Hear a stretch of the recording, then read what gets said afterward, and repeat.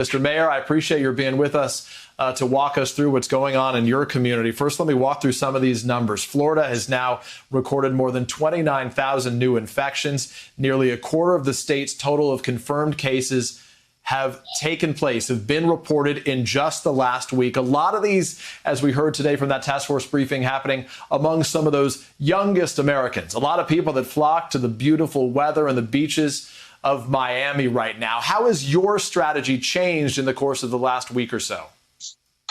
Well, the first thing that we did, based on the numbers, which were disturbing even in Miami, was we implemented a mask in public rule. This week, we just finalized that order yesterday. We also had an emergency ordinance of the City Commission associating fines with the fact that you must wear the mask. If you don't wear the mask the first time, you get a warning. The second time, it's a $50 fine. Third time, it's $150, and the fourth time, it's a $500 fine. And Mr. Mayor, let me walk you through, if I can. Obviously, among the populations disproportionately hit have been those minority communities, African Americans, Latinos as well. Obviously, we've talked a lot about the racial divides that this virus has exposed. This number was striking to me. Among Latinos, they make up 18% of the population, but they account for 34% of the coronavirus cases nationwide. Miami, obviously, a robust Latino population there. Do you see the same disparity? What do you attribute that to, and what can be done to combat it? We absolutely do see it. We have 3 zip codes in particular in Miami, which are the highest rising zip codes, 33125, 33126, and 33142. What I've been doing this week, today also, was I've been going out and giving out thousands of masks in those zip codes. We want to make sure that people have the ability to protect themselves. Oftentimes, the procurement of masks is very difficult. It's expensive. It takes forever. They don't know, where to procure them. And so what we've done is we've gotten some private donations, hundreds of thousands of masks that have been donated to the city. And I went out there personally and started giving out masks on Monday and today. And Mayor Suarez, this surge has obviously resulted in some new eyes, some fresh criticism of the state's Republican governor, Ron DeSantis, who received a lot of praise early on, much of it coming from the White House, from President Trump. Here's something that the governor of Florida said just a matter of weeks ago. Take a listen. You got a lot of people in your profession who waxed poetically for weeks and weeks about how Florida was going to be just like New York.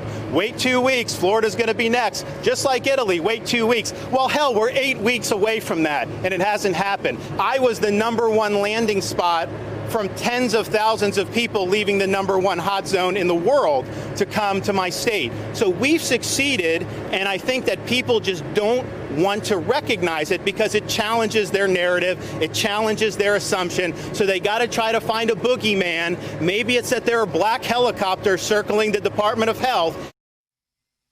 So now it appears to be happening in the state of Florida, something that nobody is rooting for. We'd all love to see the eradication of this, but how do you grade? How do you assess what you've been seeing coming from state leaders, from Governor DeSantis and others there, in fact, maybe getting out ahead of this and reopening too quickly?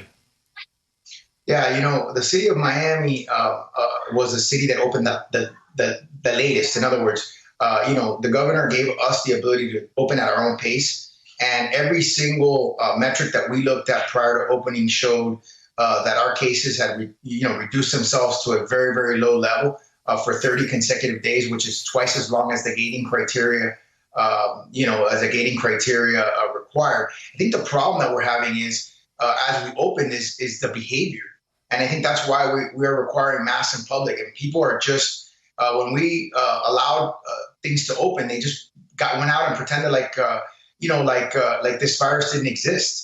And so that's why we're doing the mask in public, and that's why we're finding people who don't abide by the rules.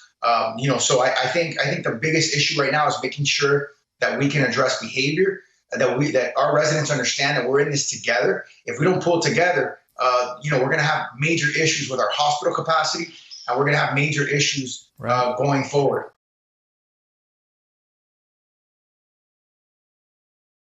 Hey there, I'm Chris Hayes from MSNBC. Thanks for watching MSNBC on YouTube. If you want to keep up to date with the videos we're putting out, you can click subscribe just below me or click over on this list to see lots of other great videos.